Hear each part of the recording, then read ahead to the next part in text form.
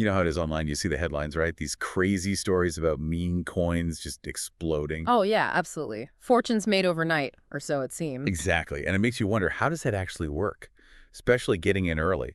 So today, we're going to dive into that. Specifically, launching your own meme coin for, well, a quick profit. Yep, and we've got a really interesting source for this. It's basically a transcript from a YouTube video, a guy calling himself Crypto Guru, Crypto guru, okay. and he lays out what he calls a quick, reliable, cheap method to create and launch one of these coins and, let's say, capture some value quickly. Right. So just to be clear upfront, our mission here isn't to say do this or don't do this. Not at all. No, definitely not. We want to understand the process described in the video, get the mechanics, see how this corner of the crypto world operates. Think of it like field work, understanding the phenomenon. Good way to put it. So let's start with the basic idea. Yeah. What's the core strategy this crypto guru is pushing? Well, the fundamental concept seems to be watch the meme coin scene really closely. See what's buzzing, what's getting traction on social media. Okay, find the trend. Find the trend and then really quickly launch a very similar coin, a copycat basically. The aim, though maybe not stated quite so bluntly, is to ride the wave of that initial hype. See if you can siphon off some of that excitement. Okay, right. So step one, you've spotted your trending meme. Now you need to actually make your own coin. The video points to a specific website for this, memefund.com. Yeah, memefund.com is heavily featured. They highlight it because it's supposed to be super user-friendly for creating these meme coins. User-friendly how? Well, the big draws are, one, it's cheap, they say around 0.2 SOL, which is Solana's crypto. And two, crucially, you supposedly don't need to know any coding. Ah, no coding. That's huge. That opens it up to pretty much anyone, doesn't it? Exactly. Lowers the barrier to entry significantly. So how does the video actually walk you through creating the coin on MemeTote? What are the steps? Okay, so first, connect your crypto wallet. They mention Phantom Wallet specifically, which is, pretty standard for Solana stuff. Right. Once that's linked, you just click a Create button. That apparently takes you to this Minter Token Creator menu.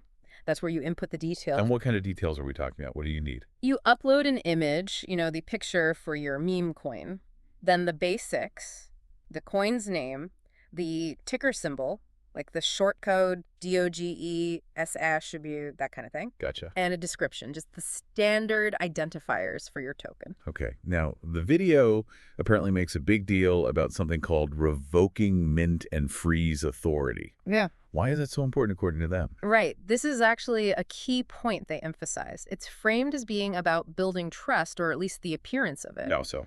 While mint authority lets the creator make more tokens later. If you revoke that, you can't inflate the supply after launch, theoretically. Prevents dilution.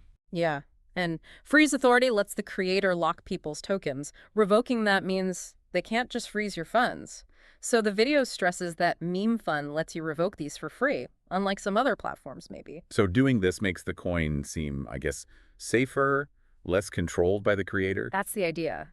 Wow. It signals you're giving up some control, makes it look more decentralized. Although, as we'll get into, it doesn't remove all the risk. Right. But yeah, the video says check both those revoke boxes. They also mention setting decimals to 9 standard for Solana tokens and minting a supply. Their example uses, I think, 1 billion tokens? 1 billion, okay. And they actually show this creation process live in the video. They do, yeah. They create a coin called Stindek, STINDECK. Stindek. Creative. Yeah. And they really emphasize the speed. Claim the whole thing, clicking create to the coin existing on the blockchain takes like 30 seconds. 30 seconds, wow.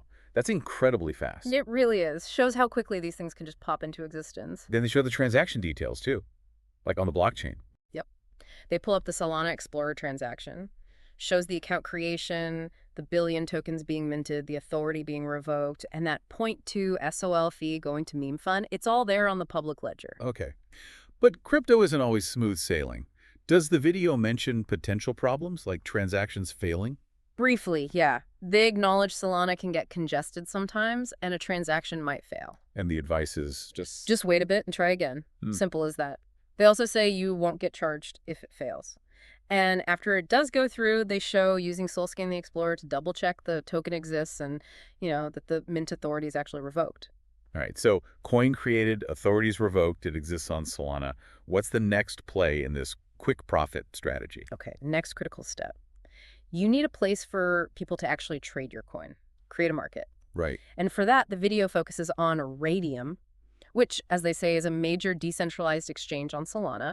Lots of these meme coins trade there. Makes sense. So how do you set up this market, this liquidity pool on Raydium?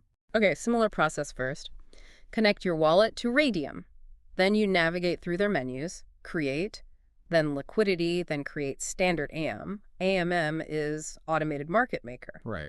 And the key thing here is pairing your new meme coin Stindeck, in their example, with another crypto, usually SOL on Solana. So you're pooling your tokens together, your meme coin and SOL. Exactly. You provide both sides of the trading pair.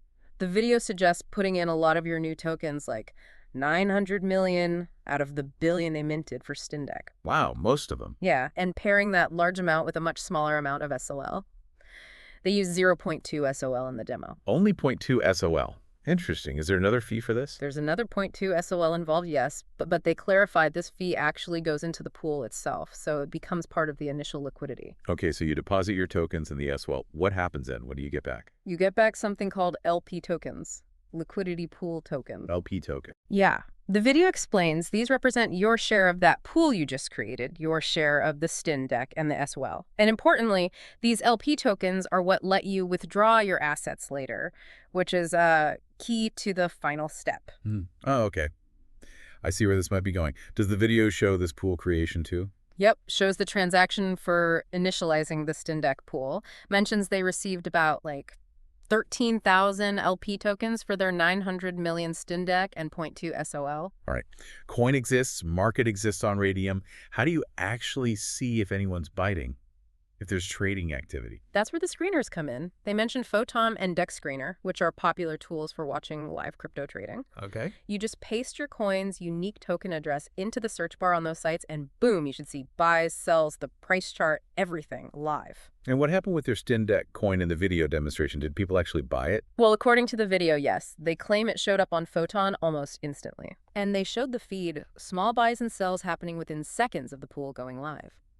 The presenter said they kind of preferred Dex Screener and showed it appearing there shortly after, too. And this is where the supposed quick profit comes in from these initial trades. That's exactly what they demonstrate. They highlight a 0.6 SOL buy coming in just minutes after launch. 0.6 SOL, so triple what they put in initially. Right, and they claim this pushed the market cap, the theoretical value, up to 426 SOL really fast.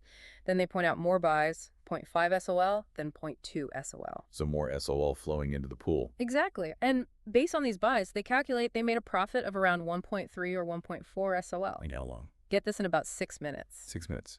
From launch to profit. That's the claim. The idea is those buys add SOL to the pool. Since the creator still holds those LP tokens representing almost all the initial liquidity, mostly their worthless coin plus the tiny bit of SOL plus the buyer's SOL, the value of their share goes up. Right, the value tied to their LP tokens increases because there's now more SOL in the pool relative to the meme coins they initially put in. You got it. That's the apparent mechanism at play here for this super fast profit scenario. Okay. Now, we've hinted at it. The video title mentioned it. What's the final step here? And how does this relate to a rug pull, which the video presenter actually said they were tired of seeing? Yes, the final step.